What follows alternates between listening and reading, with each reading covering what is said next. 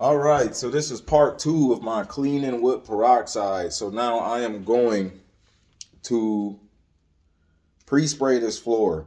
I already started, so I want to show you something. I got my peroxide mix half and half. Half cleaning solution in water, half peroxide. This was a pat stain. It was a nice good smear of dog poop here. You spray that on, and what that do is it releases um it starts to release the odor, and it starts to kill the bacteria that's causing the odor. And we can tell that's an obvious pet stain. It couldn't possibly not be. And so, like, what you do is you want to saturate that pretty good. I got this in a Ryobi spray gun. It's almost time to mix up more.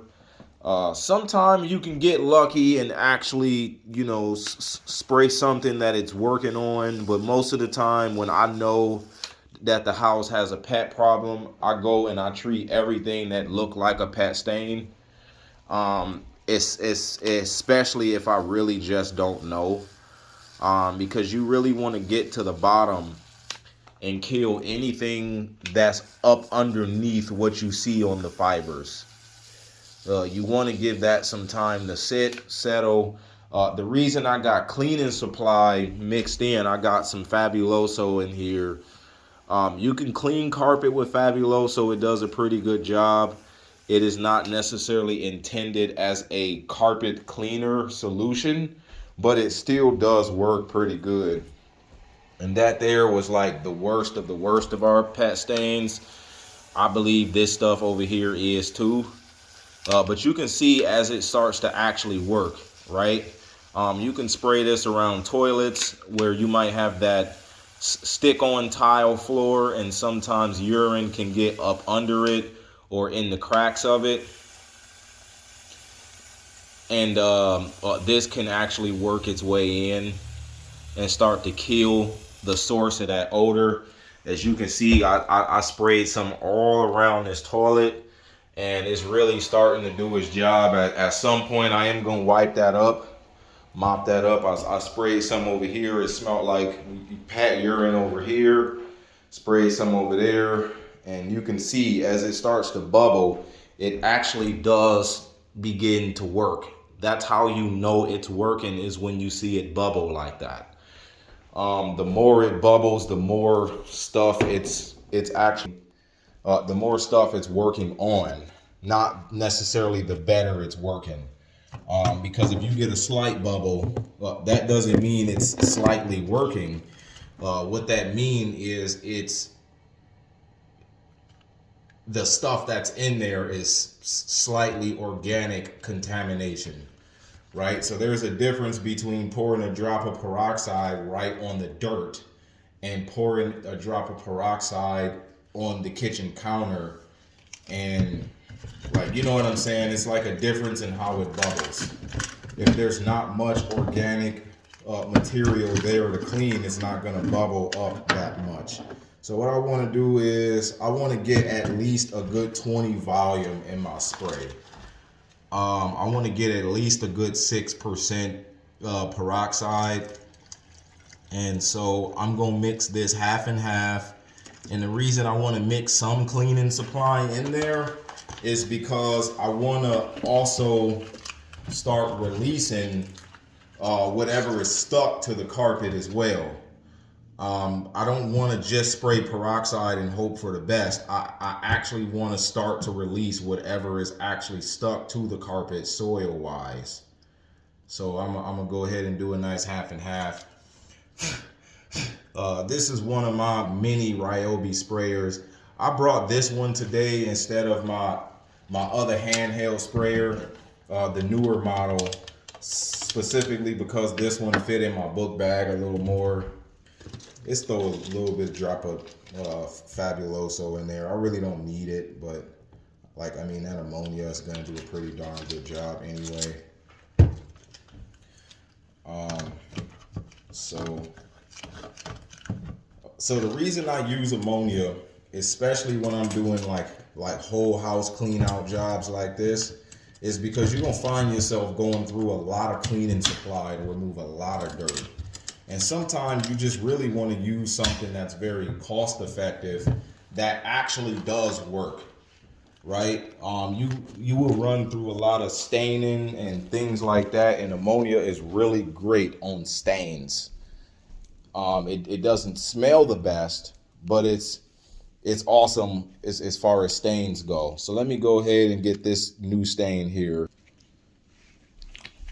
And that's ammonia is for the synthetic stains, and the peroxide is for organic stains. I don't know what this is. I can't necessarily say it is a PET stain, but let's just see if I start to see a little bit of a chain reaction there, which is starting to lighten up, which means it's actually bubbling and working.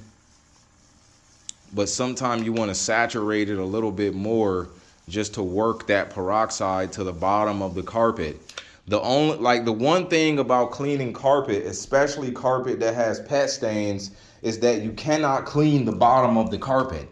But when you spray peroxide on the PET stains and you saturate it, it starts to work its way to the bottom of the carpet, and it begins to start disintegrating whatever PET urine or anything like that that's left on the bottom of the carpet. Now, when I do cats, cats usually like to pee in the corners, and so I would usually lift up the corner of the carpet and start spraying all around the corner of the carpet.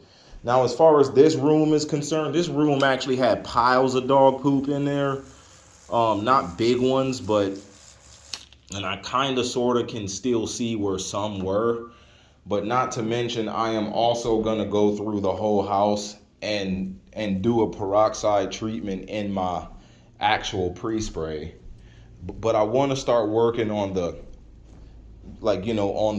on the heavier stains first, because I want them to start releasing first because they're worse. I don't know what this is here. And yes, ammonia have a tendency to smell like pee, and that's because pee has ammonia in it. But once ammonia dries, the smell goes away. And plus, I'm getting ready to rinse all of this out with my Karcher BRC or BCR. I can't remember what model this is. I know I got this one for a pretty good deal. I think I got this one for a few $100. Only thing I had to do was disconnect the brush roll, because the brush roll was making the machine short out because it was broke, and that's a pretty expensive machine I got for pennies on the dollar, and that's one of my favorite extractors. That cleans just as well, if not slightly better, than the Rug Doctor Mighty Pro X3. On paper, they have the same specs. The only reason I do like that one a little bit more is because I think it holds a little more water. But that's pretty much it. I think it might hold a little more water, and it might have a little bit wider of a cleaning path, just slightly more, but it's pretty much no different of a machine. However, because it is a Karcher, it is going to cost some money. So if you want a machine that's as good as that, then the Rug Doctor Mighty Pro X3 is an awesome machine. So when you clean carpet, I do want you to know it is not about the machine you use as much as it is about the chemicals you use along with the process you use. So by me knowing that my machine is not a super duper powerful portable, but now I did put an upgraded vacuum motor in that machine. I don't have the brush roll working, so that upgraded vacuum motor can actually run a little more power, and me knowing that I'm not actually pulling power from the brush roller. So I can actually upgrade that machine a little bit as long as I turn off the brush roll. I don't necessarily need a brush roll on my carpet cleaner. I usually brush my carpets separately. So it's not necessarily about the machine you use as it is about the process you use. And the reason I say that is because most machines, like whether it's a cheaper one or or an, or an expensive one, can do nearly the same job cleaning wise, as long as you understand what tools you're working with. If you are working with cheaper tools, then you need added process, right? So like if you're working with a weaker carpet cleaner, then you're gonna need to you're gonna need to compensate for your process. So you want to make sure you do your pre-spray right, and you want to make sure you take extra steps to actually ensure that that carpet is clean right, such as make sure you vacuum it right. Don't slack on your vacuuming if you don't have the best carpet cleaner. The reason I say that is because when you vacuum the carpet, you honestly pull out 70% of possible removable dirt. So not all dirt can come out of the carpet, but the dirt you pull out, the dirt that can come out, 70% of it will, up to 70% of it will, not at minimum 70, will come out by just vacuuming the carpet. There's a night and day difference in how clean a carpet is by just vacuuming it. A lot of people don't know that. You want to take your time to vacuum a little slower. Don't vacuum too quickly like a lot of people do and then wonder why their vacuum ain't that good. Some people just vacuum too fast as long as they get up the visible trash, and they really don't know that their carpet is still full of dust. Like whether you got a good or bad vacuum, vacuum slower, especially pet houses. Then another thing you want to do is make sure you use the right pre-spray. Know what you're cleaning out of the carpet. Know what you're intending to do when you clean the carpet, and that's going to tell you what to use. A lot of people don't know these things. They just go buy an off-the-shelf carpet shampoo and wonder why their carpet still smell like dog pee. Well, that's because you're using something meant for cleaning and not something that's meant for odor removal. And then they say, well, I got the Oxy kind. It's like, yeah, I understand that, but that one chemical is trying to be too many things, and you might be better off doing separate applications of the right chemical for each thing you're trying to do, right? But instead of me doing separate applications, I just boost my pre-spray up a little more. Sometimes you might have to wet the carpet a little more than you want to. If your carpet cleaner doesn't use a lot of water at a time to do a better rinse, then you want to make sure you're using a little bit wetter of a pre-spray. That right there is something that you might have to learn trial and error, because there's a maximum amount of how much you can wet the carpet before you're starting to cause damage to the carpet. You don't want to wet the carpet in a way to where it won't dry. Right? Now, my machine don't spray that much water in comparison to some of the machines I used to have, but it does do an awful good job at sucking up the water. So I usually, I compensate with that by just using more pre-spray. Even if I have to, kind of slightly more water down my pre-spray, but just use more, that's still the same thing as using less and making my pre-spray stronger, because I got more room to spray more chemical to work in more places, rather than making less room to spray less chemical, and the spot you reaching is doing a really good job, but then there's places you're not reaching. Another reason I do want to overemphasize vacuuming the carpet is because when you still have soil in the carpet that could have came out vacuuming it, you are causing your pre-spray to have to compete with soil that could have got removed. Like you causing the soil that need to come out by cleaning the carpet to compete with soil that could have got removed in your pre-spray. Like once your pre-spray there, it's gonna work on what's there, right? Like it's not gonna just work, period. It's gonna work on what you have in the carpet. And if you have soil that could have got removed still in the carpet with a vacuum, then you're gonna get a little bit less of a clean when you actually start to want to remove those stains and stuff like that. So you want your pre-spray to just have the stuck on stuff to the carpet to work on. That's it. A lot of people don't think like that because a lot of people don't clean carpet professionally, you know. But like, I'm really trying to dedicate this video to more DIY people. There is no shame in the game in using a rental machine. My machine is a rental machine that I bought, fixed, and paid for. So, and I've cleaned hella carpets with that machine. I mean, I got cat odors and everything out with that machine. Only thing I got to do is just, you know, use more buckets of water. That's pretty much it.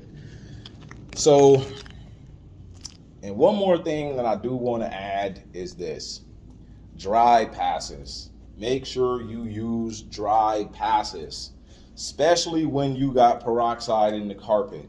You don't want to necessarily leave exposed peroxide in the carpet because then somebody's going to step on it and get burns on their feet.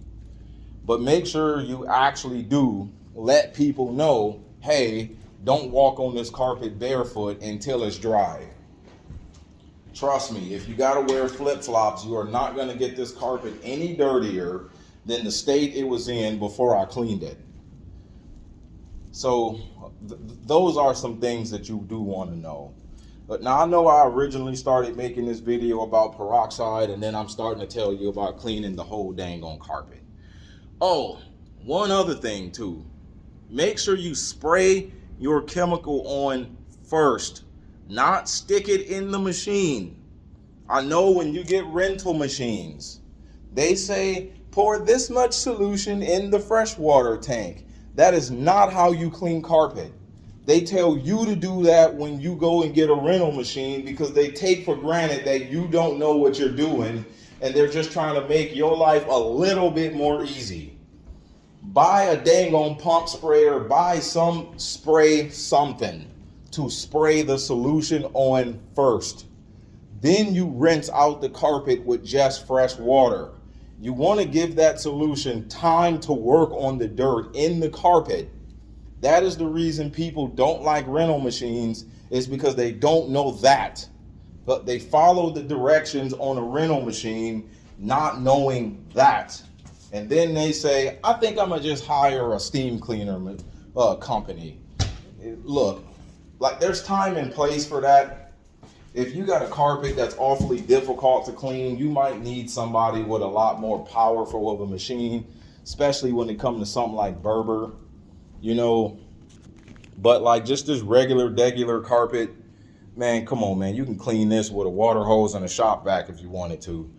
But make sure you spray your solution on the machine first. What do I use to spray my solution on the machine? I use this. This is my Ryobi HP 600 PSI battery powered chemical sprayer or water sprayer or, you know, battery powered power washer. I don't necessarily call it a pressure washer, even though it does have 600 PSI, but this is the thing that I use to pre-spray carpet. I don't like carrying pump sprayers. They spray the carpet too slow. This will make light work of pre-spraying the carpet. Not to mention, it's a lot smaller than a pump sprayer. I actually have more attachments than this. I can get an extension. I mean, I have a few extension wands for it. It runs off a Ryobi battery and it sucks water out of a bucket from a hose. Like, you know what I'm saying? Because if I'm gonna carry a bucket anyway, the last thing I want is a whole nother vessel to carry some liquid in. Just a bucket, my hose, this, like, you know what I'm saying? And then one other thing you want to do, if you gotta go with some kind of rental machine or some kind of cheaper method to clean your carpet, where did I put it? I want to show you. Where did I put it? Oh, right here in the window. You want to find some way to scrub your carpet. This here is a Grande Groom carpet rake. You want to scrub the carpet, work that pre-spray around, loosen up some of that dirt, pull some stuff from the bottom. Honestly, this should have went first on the list because I use this when I vacuum the carpet. Before I vacuum, I use this. I pull out whatever is at the bottom of the carpet and I vacuum. You know, I vacuum slow. I might even give this another pass and then vacuum again just to make sure I'm getting it all. But you want to make sure you scrub the carpet. You can use a deck brush, a push broom, anything, but you want to work that solution around the carpet. That is going to ensure you get professional results with DIY equipment. You know, you can do it.